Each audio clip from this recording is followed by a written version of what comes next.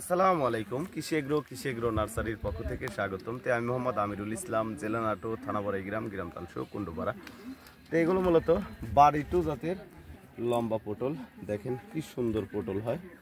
অন্যান্য জাতের সাথে বাড়িটু জাতের লম্বা পটল সর্বোচ্চ ধরন তো বেশি হয়। দেখেন এই জায়গাটাতে থোকা পটল ধরেছে।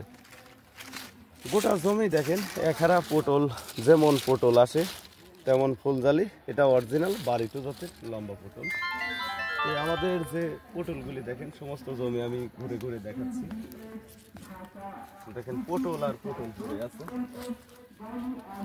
এই যে দেখেন এই পটলটা মূলত উঁচু জমিতে চাষাবাদ করতে হয়, যে জমিতে বন্যার পানি বা বৃষ্টির পানি ওঠে না, এমন জমিতে এই বাড়িটু জাতের লম্বা পটল চাষাবাদ করতে হয়।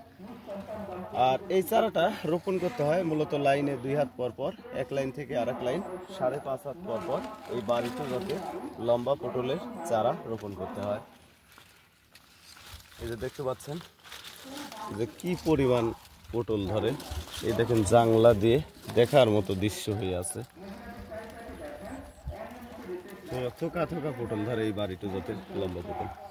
তে মূলত পটলের 2 ধরনের চারা রোপণ করতে হয়, এক হচ্ছে পুরুষ আর এক হচ্ছে মহিলা। এটা হচ্ছে পুরুষ ফুল আর এগুলো হচ্ছে আবার মেয়ে।